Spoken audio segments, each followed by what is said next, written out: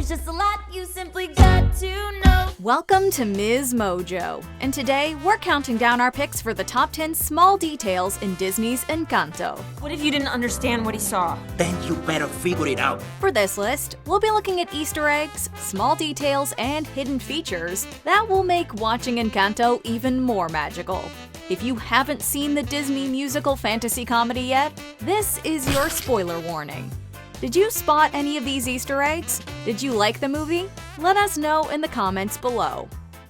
Number 10. The many voices of Alan Tudyk. I understand you. You might not know this, but the voice behind Pico the Toucan is an integral cog in some of your favorite modern Disney movies. I went to Julia. Alan Tudyk has voiced everyone from King Candy in Wreck-It Ralph and the Duke of Wesselton in Frozen, to Hey Hey in Moana and Tuk Tuk in Raya and the Last Dragon. You're getting a little too big for this, bud. And that's barely even scratching the surface. Ha-ha! Well, hello, step right up. Anything you need, I got it. All your favorite movies. His casting was first announced on Twitter by the movie's co-director Jared Bush. He called Tudyk, quote, Disney Animation's good luck charm. Apparently this is an inside joke among those at Disney, and one that's proven rather lucky for the voice actor as well. But at least I'll have a friend. Nope, you flew away immediately. Quitter! Number 9. We don't talk about Bruno, but we can see him. Might be a Bruno. We don't talk about Bruno. They say he saw the future. One day he disappeared. The mysterious Bruno is the outcast of the Madrigal family, and one that they'd rather not discuss. In fact, this upbeat cha-cha-cha number is pretty insistent on telling us just that. We don't talk about Bruno, no, no, no. We don't talk about Bruno.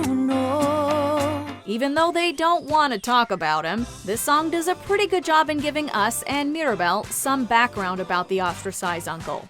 And speaking of background, Bruno makes a couple of appearances in the background during this song too. You'll first notice him during the verse about the wedding. Bruno walks in with a mischievous grin. Thunder. You're telling this story, or am I? But if you pay close attention, you'll also spot him on the balcony during Dolores' rap verse. Yeah, but what about Bruno? I mean, We don't talk about Bruno. We don't talk about Bruno. So you're telling me that Bruno... We don't talk about Bruno. We don't talk We don't talk about Bruno. Number 8. The clues about Bruno's powers. Unlike the rest of the family, Bruno's magical abilities aren't really seen as a gift as much as an inconvenience. He would see something terrible, and then, boom, it would happen. Apparently, people don't like receiving bad news. Who knew? A little salt. Bruno can see into the future, which is symbolized through hourglass imagery. When he initiates a vision, a dome of sand that glows jade green is created. Since he can see through the sands of time, not only is there an hourglass on his poncho, but the entrance to his tower contains one too. Bruno isn't the only one to wear his magical prowess on his sleeve, but more on that later. The fate of the family is gonna come down to you. Number 7. Bruno channels Elsa from Frozen. Let it go, let it go.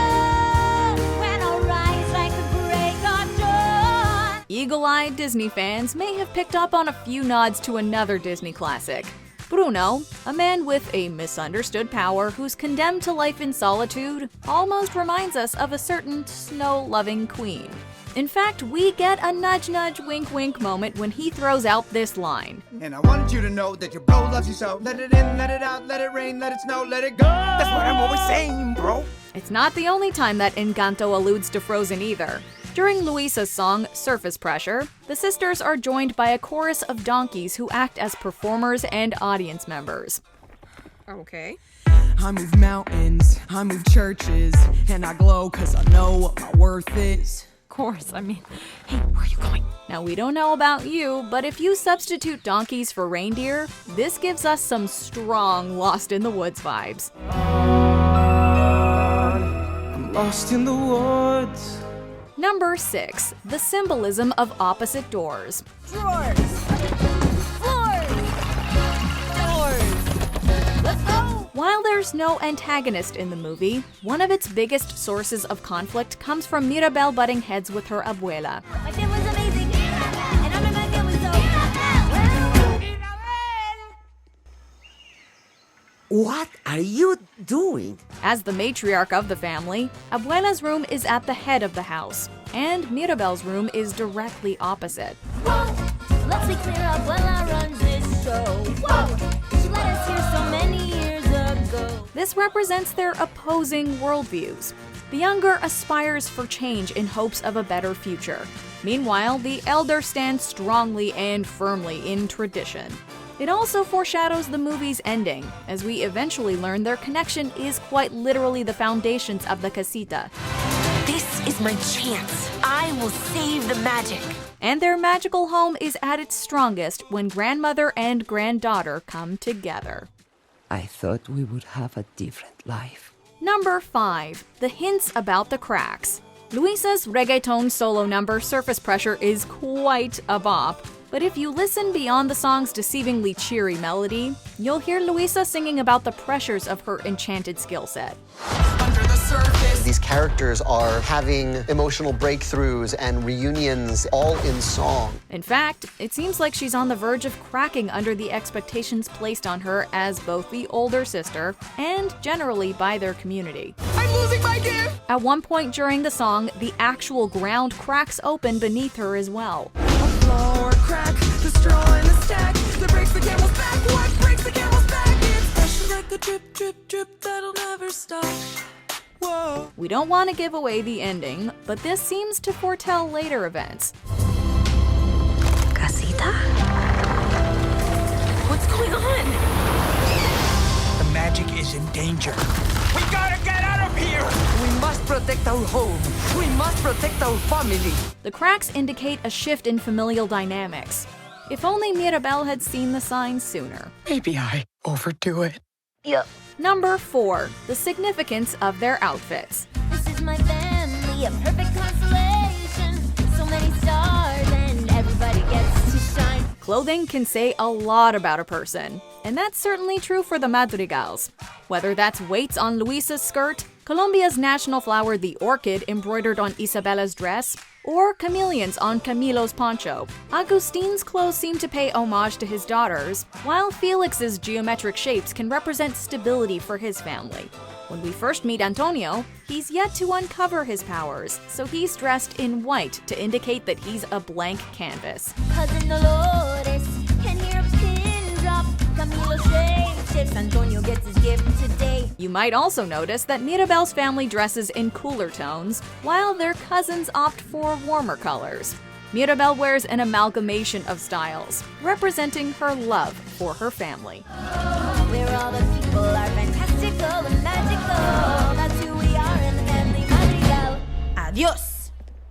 Number 3. Mirabel sings in her own rhythm. But the harder part and the more rewarding part for me is really just finding what these characters want and what they yearn for and how they feel about each other and finding their pulses and rhythms and what that sounds like when they're talking to each other. If you're a fan of Lin-Manuel Miranda, and we are, then you'll know that his musical genius has no bounds. And he's struck gold once again with the entire Encanto soundtrack. One song that sticks out, however, is Mirabel's I Want song, Waiting on a Miracle. I'm not fine. I can't move the mountains. I can't make flowers bloom. For the more musically inclined among us, you might recognize that it's seemingly set to a 3/4 Colombian waltz rhythm. The song was deliberately penned to be slightly out of time with the rest of the movie's music. One of the things that Lynn said about one of Mirabel's songs is that the timing, he wanted to time it so that it was sort of like a waltz, because a waltz can feel kind of out of time, and Mirabel's character feels out of step with the rest of her family. As Stephanie Beatriz, who voiced the protagonist, explained, this reflects how Mirabel feels like she doesn't quite fit in with the rest of her family. I would add to that I hope that if anyone is sort of watching this film and going, I don't know if I can, I don't know if I'm valuable, I don't know if I'm worthwhile, I hope this film gives them a nudge in the direction of like, you are You are extraordinary, even if you think you're ordinary. Number 2, Mirabel's glasses. I gave you the special since you're the only Madrigal kid with no gift. I call it the not special special since, you have no gift. Thanks? Glasses wearers everywhere were thrilled to finally see a bespectacled Disney protagonist. However, those very glasses are key to the story and actually uncover Mirabel's more understated special powers. I'm not super strong like Luisa. The donkeys got out again. On it! Or effortlessly perfect like Señorita Perfecta Isabella. But Mama, why am I the only one that didn't get a gift? You're just as special as anyone else in this family. A running theme throughout the movie is that of perspective and understanding. Even in our darkest moments, there's light where you least expect it. We see how two individuals can have varying approaches to the same situation and how that might affect their relationship. Also, as anyone who understands Spanish can tell you, mira means sight. In a nutshell, it's Mirabel's unique perspective that helps her see her family beyond their magical powers. Everyone in your family has these sort of prescribed roles, right? You take them on because of maybe your birth order or maybe who you are to the family. Like, oh, that's the successful one. Oh, that's the crazy one, you know? And your family sort of sees you that way. That's her super strength and how she's able to bring her family back together. Gift or no gift, I am just as special as the rest of my family. Who wants more pink? All right, guys, where do I drop the wagon? Maybe your gift is being in denial. Before we unveil our top pick, here are a few honorable mentions. Why kids don't need coffee. In Colombia, it's not unusual for kids to drink coffee, but this one has probably had enough. It's physically impossible to relax. Everything. What are your powers? Just tell us what everyone can do. And that's why coffee's for grown-ups. Bruno slides. Colombia's 1990 FIFA World Cup game against Germany remains an important event today. Let me help you. The rats told me everything. Movie references in surface pressure. Film buffs may have spotted mentions of Hercules and Titanic in this number. Was Hercules ever like, yo, I don't wanna fight Cerberus under the surface? Someone's clearly a Doctor Who fan. When anyone enters the TARDIS, they're amazed that it's bigger on the inside. It's like a box with that room just rammed in. It's bigger on the inside. Is it? I noticed. Cerveza para el dolor del cabeza. Julieta Madrigal heals with food, and apparently beer is great for headaches. And that's why Mom Julieta, here's her deal. Whoa! The truth is she can heal you with a meal. Whoa! Her recipes are remedies for real. If you're impressed, imagine how I feel, Mom. Before we continue, be sure to subscribe to our channel and ring the bell to get notified about our latest videos. You have the option to be notified for occasional videos or all of them. If you're on your phone, make sure you go into your settings and switch on notifications. Number 1. The significance of butterflies. It'd be hard to come by a single scene that doesn't feature a butterfly in some way.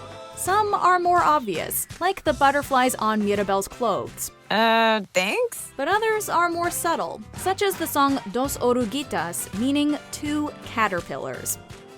Dos oruguitas enamoradas pasan sus noches y madrugadas. This motif symbolizes the family's magic, as well as being representative of transformation and change.